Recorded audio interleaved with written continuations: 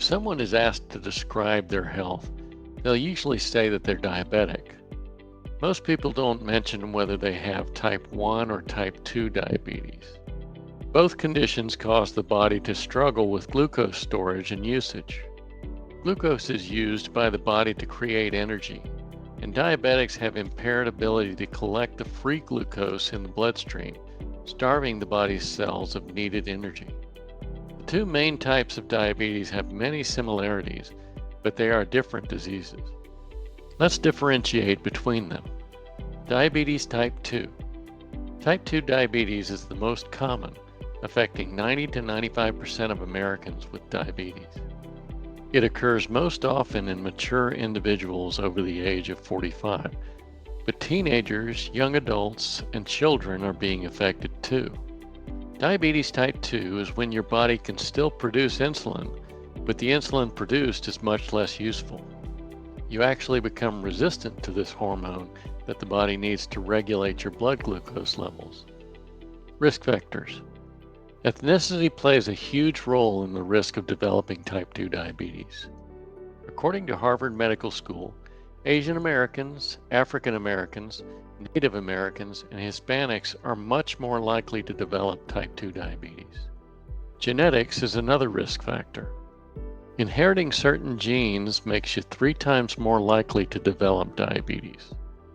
The main culprit is the development of lipids inside the pancreatic B cell membranes, which cause blockage of the process of storing and converting glucose to energy. Obesity is another risk factor if you have a body mass index of 25 or greater. Smoking increases your risk of developing type 2 diabetes by 30 to 40%. A lack of exercise and an unhealthy diet also increases your risk. Environmental factors certainly contribute risk.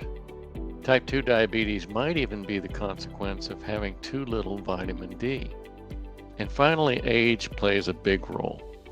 Type 1 diabetes. Type 1 diabetes only affects around 5% of Americans, and it shares many similarities with type 2 diabetes, but it develops differently. Type 1 diabetes is an autoimmune disorder, meaning that the immune system attacks and destroys the pancreatic beta cells that produce insulin. It's unknown why the immune system attacks the pancreatic cells, but during the process, the pancreas stops making insulin, and supplemental insulin is needed from that time on. Symptoms of type 1 diabetes appear much faster and are much more profound. Although adults can develop type 1 diabetes, and men are more likely to develop it than women, it's most prevalent among children, and it typically sets in at puberty. The rate of increase globally is at 3% annually among children. Risk factors. The risk factors are highly debatable in type 1 diabetes, but it comes down to a few potential culprits.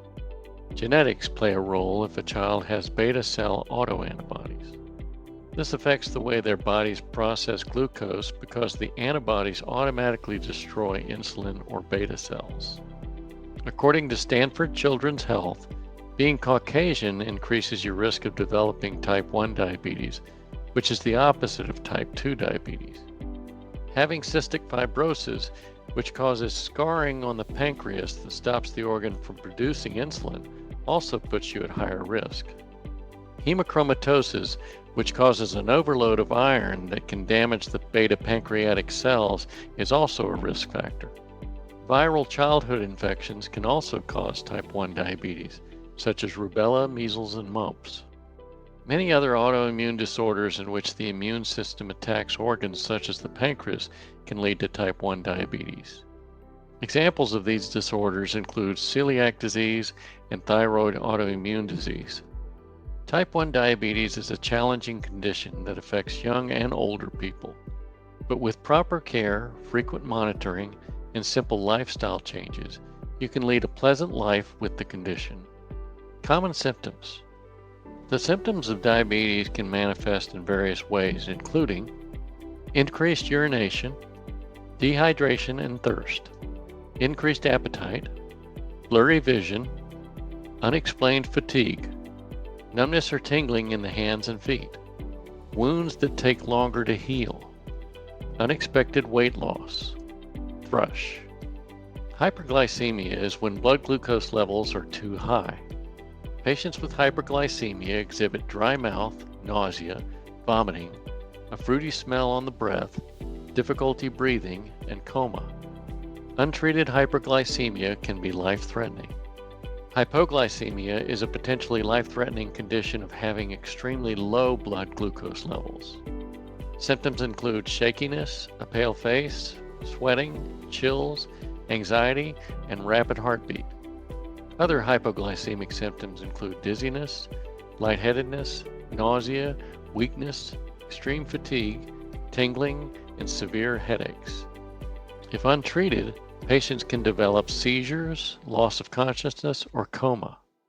The symptoms of hypoglycemia and hyperglycemia occur more commonly in type 1 diabetes than type 2 diabetes, and they are more severe in type 1 diabetes.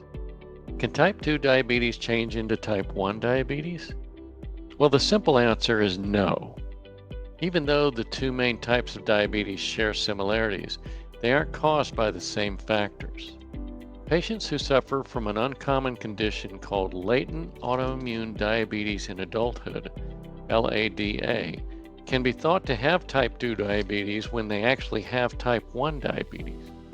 LADA mimics type 2 diabetes, but the fact that it is an autoimmune condition which prevents pancreatic cells from producing insulin makes it a type 1 diabetes disorder. The LADA test establishes the diagnosis. So, to clarify again, type 2 diabetes cannot become type 1 diabetes. Final thoughts. Whichever type of diabetes you suffer from, you should adopt a healthier lifestyle to support your treatment. Insulin-dependent individuals can't simply throw out their injections. Instead, they should use lifestyle changes to improve their overall health while adequately treating their type 1 diabetes.